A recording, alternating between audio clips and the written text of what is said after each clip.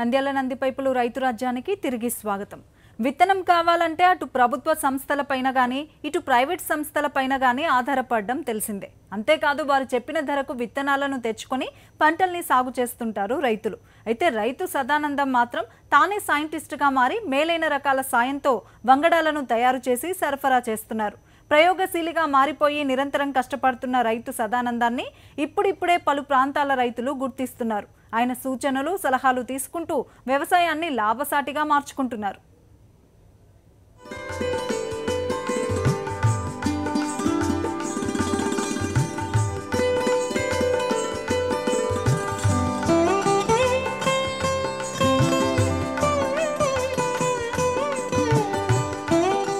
రైతు శాస్త్రవేత్త సదానందం తన పొలంలో 3 రకాల విత్తనాలను స్వయంగా క్రాసింగ్ చేస్తున్నాడు. 15038, 15048 విత్తనాలను 385 అనే రకం విత్తనంతో సంపర్కం చేసి సరికొత్త వంగడాన్ని సృష్టిస్తున్నాడు. అదేవిధంగా హెచ్ఎంటీ సోనా రకం విత్తనాన్ని 384 రకంతో సంపర్కం చేశాడు. ప్రస్తుతం నూతన విత్తనాలు ఫస్ట్ స్టేజిలో ఉన్నాయని 6 స్టేజిల్లో క్రాసింగ్ చేయాల్సి ఉంటుందని తెలిపారు. 3వ స్టేజిలోనే విత్తన గుణం బలమయ్యిందో బలహీనమయ్యిందో తెలుస్తుందని 6 స్టేజీల అనంతరమే రైతులు సాగు చేయడానికి సప్లై చేయడం జరుగుతుందన్నారు. అయితే సైంటిస్టులు తయారు చేసే విత్తనాలకు మా దగ్గర తయారు చేసే విత్తనాలకు తేడా అనేది ఏముండదు. కాకపోతే ఏంటంటే వాళ్ళు నేర్పిన విధానంగా నేను చేస్తున్నా కాబట్టి వాళ్ళ స్థాయిలోనే నా దగ్గర విత్తనం ఉత్పత్తి చేయగలుగుతున్నాను. నేను వాళ్ళు నేర్పిన విద్య కాబట్టి ప్రతి సైంటిస్టు నాకు వాళ్ళు సహాయ సహకారాలు అందిస్తున్నారు. జగిత్యాల కానీ రాజనగర్ కానీ కునారం పరిశోధన స్థానం నుండి కానీ ప్రతి సైంటిస్టు నా వ్యవసాయ క్షేత్రానికి వచ్చి ఒక 2-3 సార్లు సందర్శించి ఆ విత్తనాన్ని పర్యవేక్షించే చూసుకుంటూ పోతారు. ఒక 200-300 విత్తనాలు మెయింటైన్ చేయాలి సార్. వాళ్ళు 200-300 విత్తనాలు మెయింటైన్ చేయాలి కాబట్టి వాళ్ళు ప్రతి విత్తనాన్ని బ్రీడర్గా చేయలేకపోతారు. కాబట్టి మాకేంటంటే రైతు స్థాయిలో మాకు సంబంధించిన విత్తనాన్నే మేము బ్రీడర్గా తయారు చేసుకుంటాం, న్యూక్లియర్గా తయారు చేసుకుంటున్నాం. కాబట్టి మాకున్న తేడా అంతే సార్. వాళ్ళు అన్ని విత్తనాలను బ్రీడర్గా చేయలేరు కాబట్టి అన్ని న్యూక్లియర్. వాళ్ళకు 300 విత్తనాలు ఒక్కొక్క క్రాప్కు 300 విత్తనాలు వేయాల్సి వస్తుంది వాళ్ళు.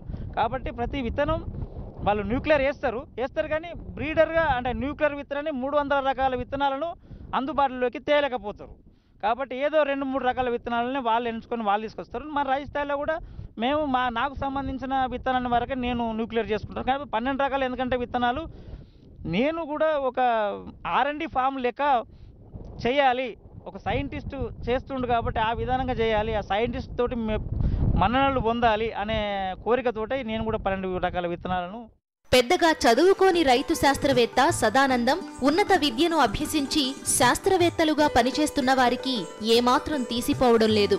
అగ్రికల్చర్ సైన్స్ లో ఉన్నత విద్యను అభ్యసించిన వారి కంటే ఎక్కువగా ఆలోచించడం, ఆ మేరకు అనుభవాన్ని సాధించడం, సాధించిన ఫలితాల సాయంతో మరింత మేలైన నూతన వంగడాలను తయారు చేస్తున్నారు. నిజం చెప్పాలంటే వ్యవసాయ పరిశోధన కేంద్రాల్లో శాస్త్రవేత్తలు సృష్టించిన వాటికంటే సదానందం సృష్టించిన విత్తనాలకు రైతుల నుంచి మంచి ఆదరణ లభిస్తోంది. ఈ ఖరీఫ్ సీజన్లో సదానందం తన పొలంలో పండించిన 5 లారీ లోడ్ల విత్తనాలను రైతులకు సప్లై చేశాడు. తన పొలంలో స్వయంగా పురుడు పోసుకున్న సన్న రకం 15048 వరిసీడ్ 2 లారీలు, దొడ్డు రకం KLM 118 2 లారీలు, 18047 1 లారీ విత్తనాలను తెలంగాణలోని పలు జిల్లాల రైతులు తీసుకెళ్లారని సదానందం తెలిపారు. ఈ 18047 నుండి KLM 118 58 బస్సుల దిగుబడి వచ్చింది. అది 23710 కూడా వాళ్ళు మినికిట్లని ఇచ్చారు. అది ఆ 23710 కూడా 46 బస్తాల దాకా దిగుబడి. ఈ ఖరీఫ్ సీజన్లో దాదాపుగా రైతులకు ప్యూరిటీ సీడ్ను ఇదే న్యూక్లియర్ విధానంగా చేసుకొని తయారు చేసిన విత్తనాన్ని ప్యూరిటీ సీడ్ను ఆదరణ బాగానే ఉంది. విత్తనానికి మంచి విత్తనం దొరుకుతుందని చెప్పనని వాళ్ళు ఎక్కడి నుంచి నేను నిజామాబాద్ డిస్టిక్, ఆదిలాబాద్ డిస్టిక్, తర్వాత Warangal district, Khammam district, Mahabubnagar district ఈ అన్ని జిల్లాలకు నేను విత్తనాన్ని సప్లై చేసిన. పరిశోధనా కేంద్రాల్లో తయారు చేసిన విత్తనాల కంటే సదానందం సృష్టించిన విత్తనాలు బలమైనవిగా చెప్పవచ్చు. ఎందుకంటే పరిశోధనా కేంద్రాల్లో విత్తనం సృష్టించిన తరువాత ఫౌండేషన్ సీడ్ గా రైతులకు ఇచ్చి విత్తనోత్పత్తి చేస్తారు. కానీ సదానందం అలా కాకుండా తాను సృష్టించిన విత్తనాలను స్వయంగా తన పొలంలోనే ఫౌండేషన్ సీడ్ గా నాటి మేలైన విత్తనం వృద్ధి చెందిన తరువాత ప్రాసెసింగ్ చేసి రైతులకు ఇస్తాడు. అందుకే సదానందం సృష్టించిన విత్తనాలంటే పలు జిల్లాల రైతులు ఇష్టంగా తీసుకెళ్తారు. రైతులు ఆలోచన లేకుండా ఇష్టం వచ్చినట్లు వరి సాగు చేసి కష్టనష్టాలను కొని తెచ్చుకోకుండా తక్కువ ఖర్చుతో ఎక్కువ దిగుబడినిచ్చే విత్తనాలను ఎంచుకుని మంచి లాభాలు పొందాలని సదానందం కోరుతున్నాడు. సదానందం కష్టాన్ని, ఆయన ఆలోచనల్ని మరింత మంది రైతులు ఆదర్శంగా తీసుకుని తాము కూడా తమ క్షేత్రాల్లో తమ స్థాయిలో సొంతంగా విత్తనోత్పత్తి చేసుకుని లబ్ధి పొందాలని రైతురాజ్యం కోరుకుంటోంది. కృషి ఉంటే మనిషి రుచి అవుతాడని అక్షరాల నిజం చేస్తున్నాడు ఈ రైతన్న.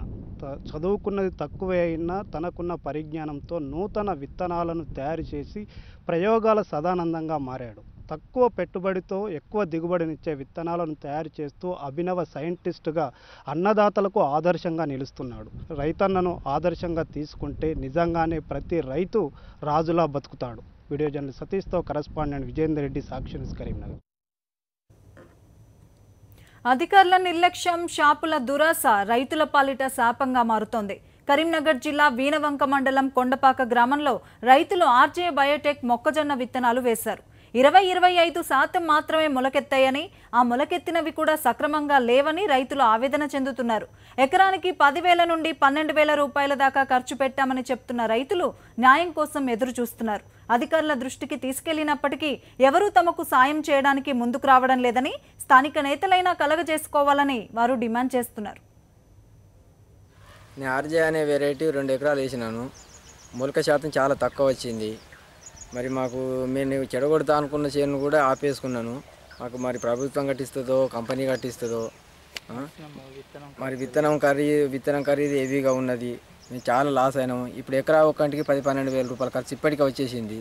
మేము ఇంకా పెట్టుబడి ఇంకొక 10,000 పెట్టినా కానీ ఇది చేతికి వస్తుందా రాదా అనేది ఏం లేదు ఇందులో. మరి దాన్ని మీరు ఈ రైతు రాజ్యం అనే అంటున్నది కేసీఆర్ ప్రభుత్వం. మాకు రైతులకు ఒరగబెట్టింది అయితే ఇప్పటి వరకు ఏమీ లేదు. మరి కాంగ్రెస్ ప్రభుత్వం ఉన్నప్పుడన్నా ఇంకా కొంత మాకు మేలు చేసింది, అన్ని గిట్టుబాటు ధరలు కల్పించింది. ఇప్పుడు ఏ గిట్టుబాటు ధర లేదు. మొక్కలకు ఇంకా 1,000 రూపాయలే ధర అంటున్నారు. మేము వేసంగి వేసినప్పుడు ఎకరానికి ఇప్పటి వరకు 10-12 వేల రూపాయలు ఖర్చు వచ్చిందండి.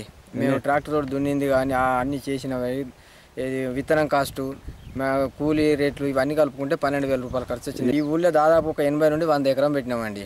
అందరి పరిస్థితి ఇదే, చాలా మంది పరిస్థితి ఇదేనండి. ఎక్కడన్నా ఒకరు అదేంటి సింజంటా కంపెనీ పెట్టిన వాళ్ళు, వేరే కంపెనీలు పెట్టిన వాళ్ళు మొలక శాతం ఉంది. ఇది మాత్రం చాలా దారుణం ఉన్నది, మొత్తానికి చాలా మొలవలేదండి. నేను ఆర్జే వచ్చేసి ఒక 2 ఎకరాలు పెట్టిన, 4 ప్యాకెట్లు 5 ప్యాకెట్లు పెట్టిన. కాకపోతే అందులో 100%లా ఒక 25% కూడా మొలవలే. సరే ఆ 25% మొక్క కూడా కరెక్ట్గా లేదు. అది దానికి అసలు ఇది ఉంటుందా పోతుందా అనే పరిస్థితుల్లో ఉన్నది ఇప్పటికీ ఆ 25% మొక్క కూడా.